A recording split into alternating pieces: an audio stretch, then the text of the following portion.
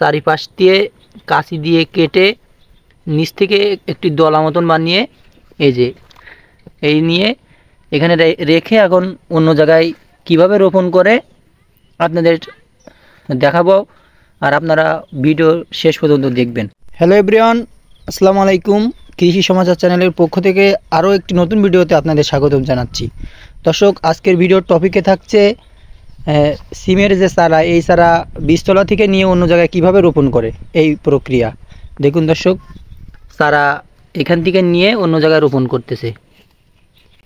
চারা চারিপাশ দিয়ে কাঁচি দিয়ে কেটে নিচ থেকে একটি দলা মতন বানিয়ে এই নিয়ে এখানে রেখে এখন অন্য জায়গায় কিভাবে রোপণ করে আপনাদের দেখাবো, আর আপনারা ভিডিও শেষ পর্যন্ত দেখবেন। তাহলে আপনারা বুঝবেন কিভাবে চারাগুলো নিয়ে কেমন করে রোপণ করে। এখান থেকে দেখতে পাচ্ছেন, এইখানে বীজতলায় প্রায় 10-15 হাজারেরও বেশি এখানে বীজ রোপণ করা ছিল। তারপরে এখান থেকে নিয়ে ভেরিতে লোকের চারাগুলো রোপণ করতেছে। দেখতে পাচ্ছেন, এর ভিতরে একটু ঘাস হয়ে গেছে এইখান থেকে, এই জন্য বেশি ভালো বোঝা যাচ্ছে না। এখন ওর গাছের যে ভিতরে যে ঘাস, এগুলো নিংড়াতে গেলে গাছ ভেঙে যেতে পারে, এই জন্য এখন এগুলো নিংড়াচ্ছে না। এখান থেকে ঘাস শুদ্ধ নিয়ে রোপণ করতেছে। দর্শক, দেখতে পাচ্ছেন দর্শক, আমাদের সঙ্গে থাকুন। বীজ যেখানে রোপণ করবে ওখানে কিভাবে রোপণ করতে হয় চারাগুলো আপনাদের সম্পূর্ণ দেখানো হবে। দর্শক, এখান থেকে আমাদের পাত্র কিনে নিয়ে যাচ্ছি। দৃশ্য দেখতে পাচ্ছেন।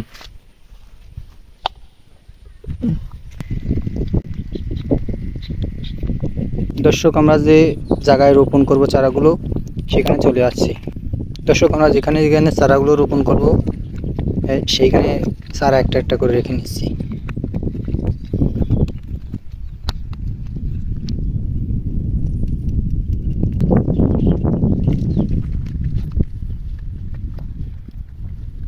দর্শক, এখানে রোপণ করব।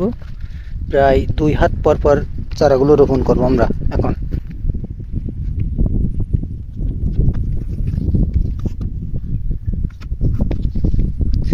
চারাটা আমরা এখানে রোপণ করতেছি কিভাবে দেখুন। মাটিগুলো আলগা করে নিচ্ছি।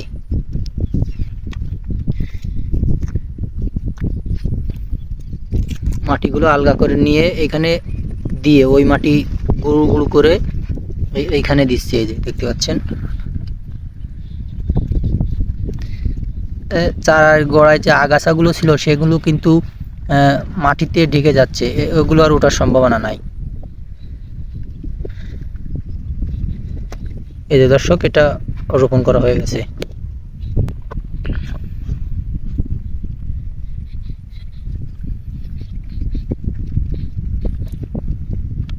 আগেরটার মতন করে পরবর্তী যেটা, এটাও কিন্তু রোপণ করে দিচ্ছি। এই মাটিটা যেহেতু ভেরির মাটি, এগুলো ভেরি বাঁধা হয়েছে আজকে 1 সপ্তাহ যাবত হয়েছে। এই কারণে আমাদের মাটিটা একটু নরম, এই জন্য আমরা এই কায়দায় রোপণ করছি। আপনাদের যেটা মাটি যদি গুঁড়ো থাকে বা সেগুলোর ক্ষেত্রে অন্যরকমভাবে রোপণ করতে হবে।